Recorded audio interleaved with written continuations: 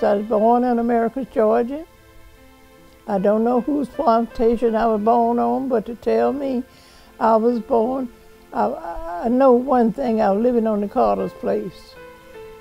Our president used to be here, Jimmy Carter. We lived on his family's place. I don't know where it was, his daddy's place or his brother's place, but anyway, I know we lived on the Carter place. Wallace Carter Plantation. Wallace, I don't know where Wallace was his daddy or Wallace was his uncle, I don't know who, but we lived on Carter's plantation. I was 6 months old when I crawled off the porch. My brother was jumping up and down, screaming and hollering, and I'm down in the glass kicking and hollering. And one of the Carter boys come by on a hay raker going to the field to cut hay. You know, they baled the hay for the mules, for the animals to have to eat in the winter. Then he's going, and so he stopped this thing and come and pick me up out of the glass and run to the field with me and say, come cut this young'un and cut herself to death. And they took me to Andersonville. That's when I lost my eye. Come all the way through life, with one eye. And I done much work, a lot of work. My first teaching job almost turned me against teaching. Remember now, this was the days of segregation. One of my professors told me of some vacancies in some surrounding counties. So I looked at those surrounding counties and I decided I would go to one to see what they had to offer. So I went to, the first county, I didn't like what I saw. Second county, well, it was a little too far. And so the third county, I liked what some of the teachers told me. So I went and talked to the principal of this school. The principal told me I needed to go to see the superintendent. So he told me where the superintendent was at the county seat of the county that I started working in. And when I got there, I walked in and there was a man sitting at an old black typewriter, one of those big ones, with his hat on. And he was typing with 2 fingers. So the secretary said, may I help you? I said, my name is Barry Jordan, and I'm here to see the superintendent. I said, just a moment. So he came back out and kept typing. And then he said, okay. And then the receptionist said, you can come in now. So I went in. He's still typing with 2 fingers. He said, where's your certificate? I said, what? Your certificate, where's your certificate? I said, certificate? I had no idea what he was talking about. Then the receptionist said, your certificate, your teaching certificate. I said, oh, okay. So I reached in my wallet and gave it to him. He said, Barry Judd. I said, no. Barry Jordan. He said, Barry Judd. I said, no, you got it. I said, Barry Jordan.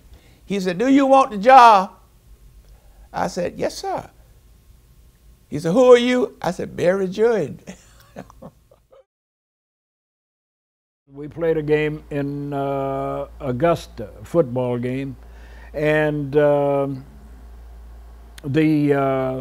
coming back from that game, we always had to make certain that the coaches had to make certain that the bus was in the best shape that it could be in. The principals would make certain of that. We had a bus though that broke down at the top of a hill, and I remember it coasting down the hill. We cut it off, it coasted down the hill, and at the bottom of the hill was a nightclub Well, in those days, we were still, see, we're talking about the early 60s in this instance, and probably 1960, 1961, maybe 1962. But at the bottom of the hill was a white nightclub, and it was Saturday. And of all the places to break down, that would have been the worst, because everyone is having a good time, and the whites came out of the nightclub when they found out that there was a bus that was broken down outside, and they began to fire their weapons. Some went home and came back with their weapons, and I told the players, the football players, to lie down on the floor. We had some young ladies with us who were cheerleaders, some students, and they all listened to what we were suggesting to them. And even the sheriff was right there. The sheriff would say, as an example, well, you all go home now. This isn't the right thing to do. Instead of arresting someone or taking some more serious action, he did suggest to them that they stop. And the next morning, the principal sent a bus to pick us up. I had been working at Bluebird, and I met my requirements, and now I could wear a shirt and tie, and with an attaché case, a briefcase. So that's what I wanted. I quit my job at Bluebird. So when I got my first teaching job, well, I had to take what was coming because I didn't have any other means of support. So after I got that, then he got on the phone, superintendent, and called the principal. And I heard him say, well, algebra and English is all right with me.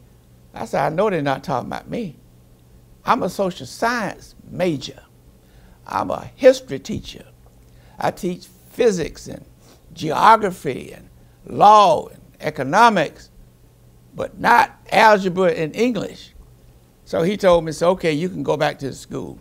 So I went back over to the school that I was to work in. And when I got in to see the principal, he stood up and got on the phone.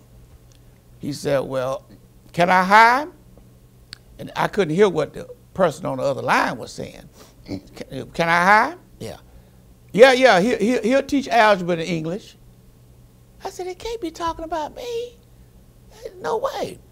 So after he got off the phone, he said, let me give you some rules. First of all, don't mess with the young girls. I said, oh, no, don't do it. You don't have to worry about that. He said, now, what you will do, here's your curriculum.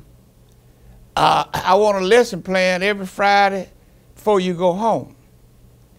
But these are the classes you'll be teaching. You'll be teaching Algebra 1 and Algebra 2, and you'll be teaching English. I said, sir, I said, that must be a mistake. I say, my background is history and the related subjects with history, the social sciences. He said, you will teach algebra and English, or if not, then I can't use you. No, there was no dialogue really about life as such. We accepted the fact that we were to be teachers, coaches. Very few of the choices for making certain that we had made the correct decision about what we wanted to do in life. That was not a choice for us. We knew the few instances that we could become involved in, and so we went about that business. And we had faculty members who had been through similar kinds of backgrounds. And as a result, they too taught us to conform, to make certain that we made the adjustment properly. We went to Vespers on Sunday. The campus has changed considerably from, as you might understand, from 1939, 1940 to today.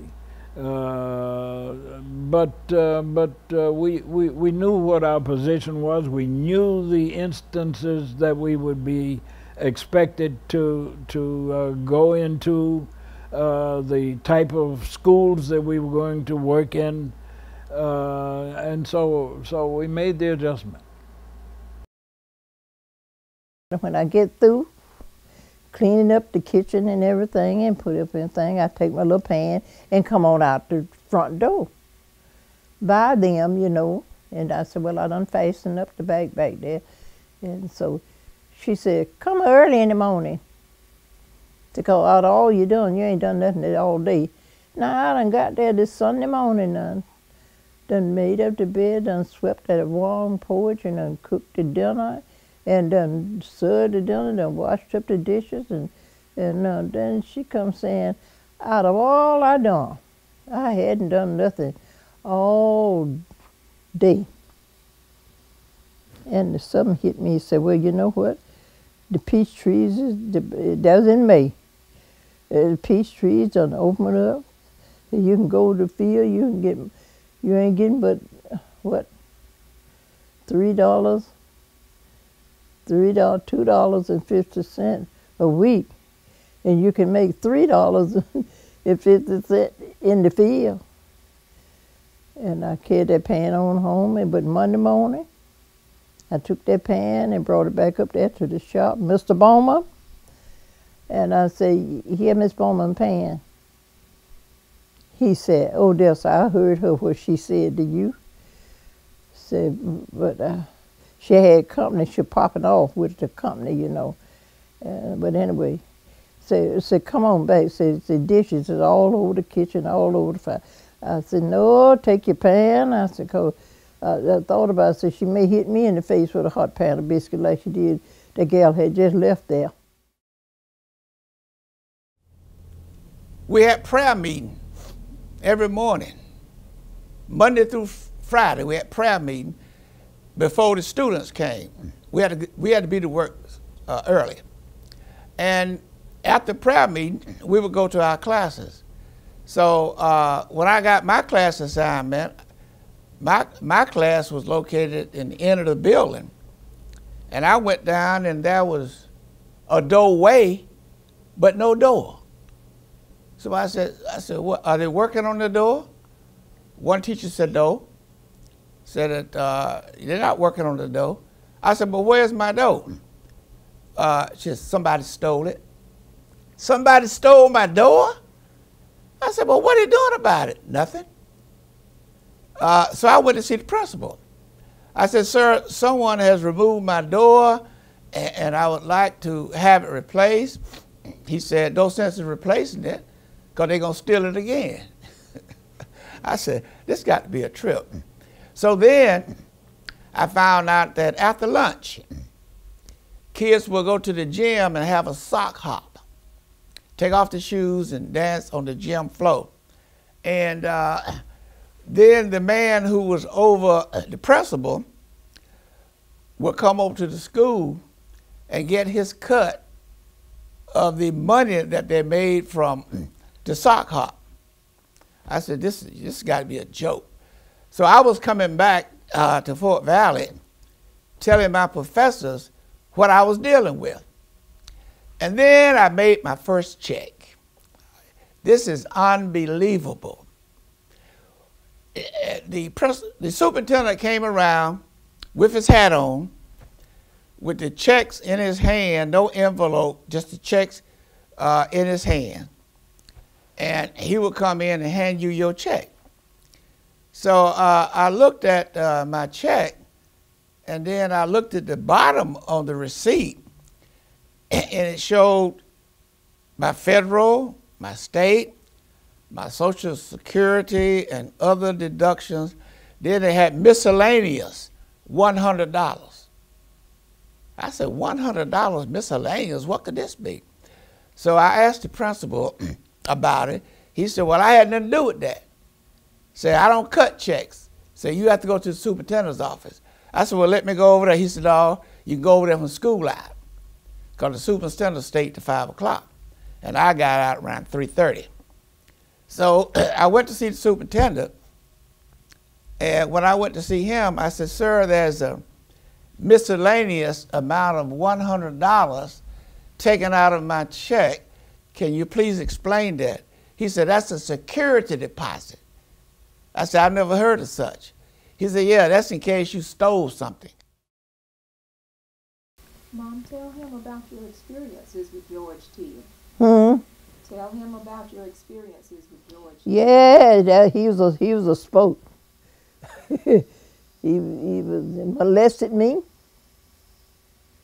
Mama stood in his corner instead of standing in mine. Why do you think she did that? Was she scared? Do you think She was scared of him. Just scared of him, and I was too. Had us go when he come in, we draw up. We were scared of him. And he kept on till he got me all molested and get me away off this young place. We left Al Summerford's place, and before we could get in the house good, I dropped the baby. And it was his baby. I told Mama about it, and she told him, you better stop her. Said, she gonna get you killed. You better stop her. You better stop her mouth. She gonna get you killed. I didn't know nowhere to go. Come up here and thought I was coming to my runaway. Told him I was coming up to Mr. Up to the house to get Miss Annie some tobacco. I wasn't going at no back. I was going to running away, leaving. But I heard them at this end down there on this end. I said, I heard them talking. I said, well, they on this end. Let me get up and get my life straight. Just say what to say now. And I said, I'm going over here to Mr. Colson to get Miss Annie Mae some tobacco. Miss Annie Mae didn't know I was gone, and I walked on the Fort Valley as I on the Buckeye. so? That's when you got away from the Teals. That's when I was running away then. I was coming so running away. Yeah. How old were you when he molested you? I was at least 11, 12 years old. Because I done dropped one baby. Did the baby survive? Mm-mm. I didn't know what to do with the baby when I got the baby. I didn't know I was supposed to feed the baby out of my breast. Didn't nobody tell me. The baby stayed up there, mom, and died. And I didn't. Baby was crying. They took the baby and they bumped the baby and tried to. I didn't know. I know they were supposed to change the baby because they hadn't told me nothing about how to keep a baby, how to take care of a baby. Because Mama had never took care of Nana herself. But she said Dr. McFast and Dr. Purdue took me from her. And she hadn't had no babies. She was just telling me this to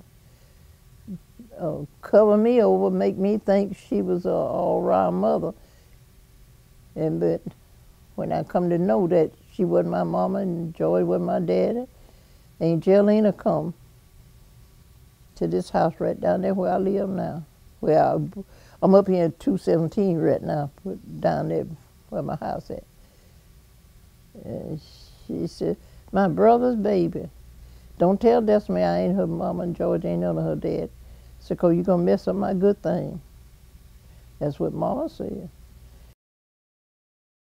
Raphael Wright has to be one of the certainly most outstanding college athletes that I have had an opportunity to coach.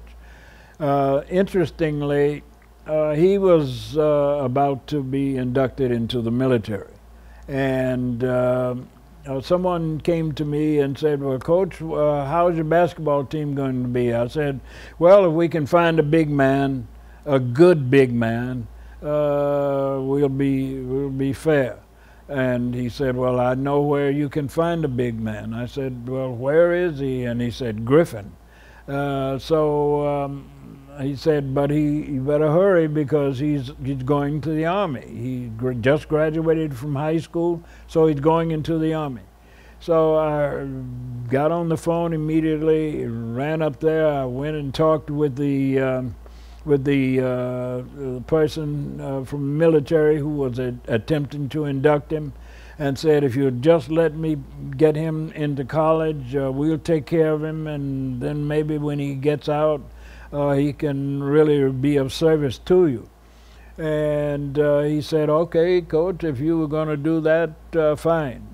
You go ahead, and if you're successful, fine." I talked with Rayfield and his parents, and we know now. Rayfield went on to Dallas after he played for us for 4 years and became an outstanding offensive lineman for the Dallas Cowboys. I came back from grad school with my degree. I stopped by the base to carry a package to a guy. His relative in Atlanta knew I was coming to Fort Valley, so he asked me would I go by Robins Air Force Base. I went by Robins Air Force Base, and my major study at Georgia State was management. And very few people had a master's in management. So when I went by, as fate would have it, 2 nights before, I'd helped my next door neighbor with his midterm exam. He was working on a master's from Georgia College and State University, Milledgeville. So I helped him with his open book exam. It was easy for me because this was my line of study, talking about Frederick Hertzberg and Douglas McGregor and all the various theories and all of that, and I was up on that. So when I stopped by to give him that package, he said, "Come on, let's go talk to my boss." His boss started the EEO program at Robins Air Force Base.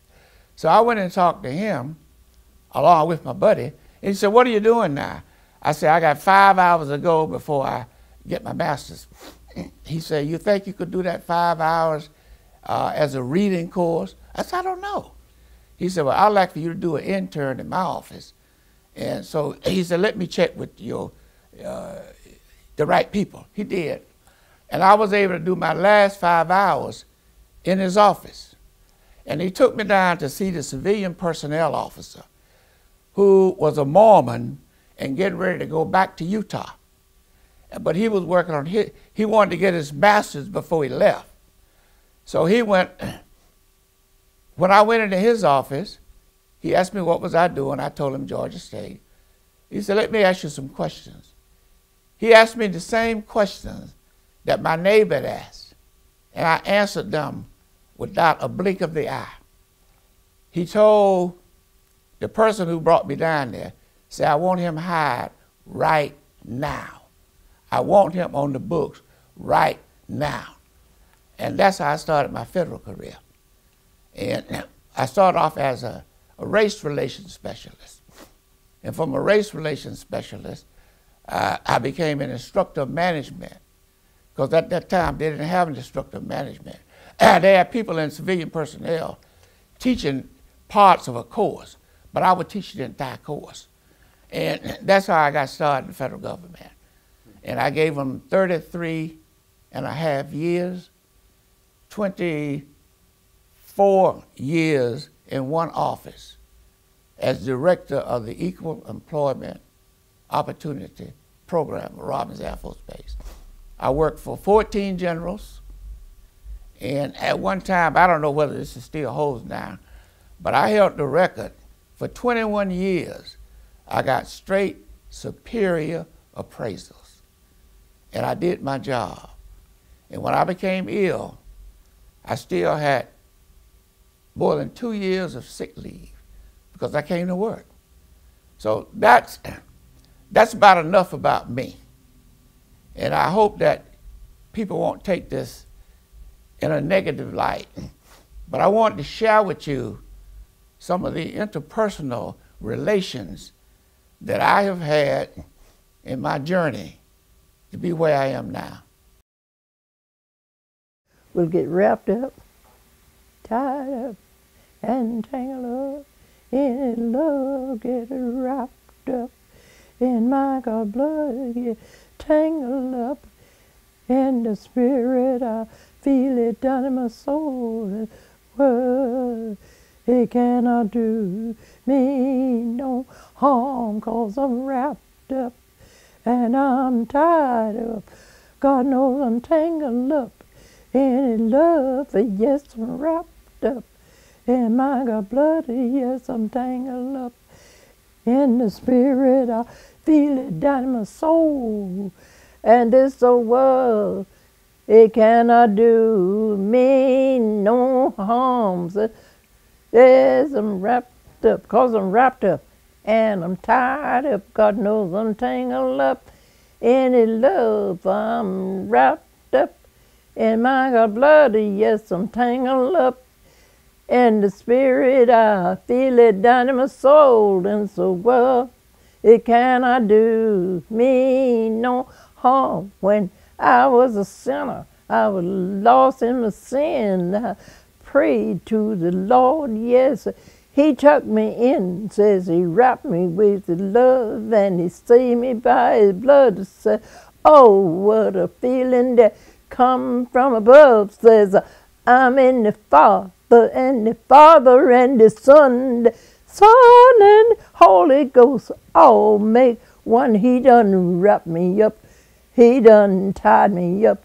He done tangled me up in love. Yes, He wrapped me up with His blood. He tangled me up in the spirit. I feel it down in my soul. And so world can't do me no harm. So I'm wrapped up. One couldn't get loose if I wanted to, 'cause I'm tied up and I'm tangled up in His love. Yes, I'm wrapped up in my God blood. Yes, I'm tangled up in the spirit. I feel it down in my soul.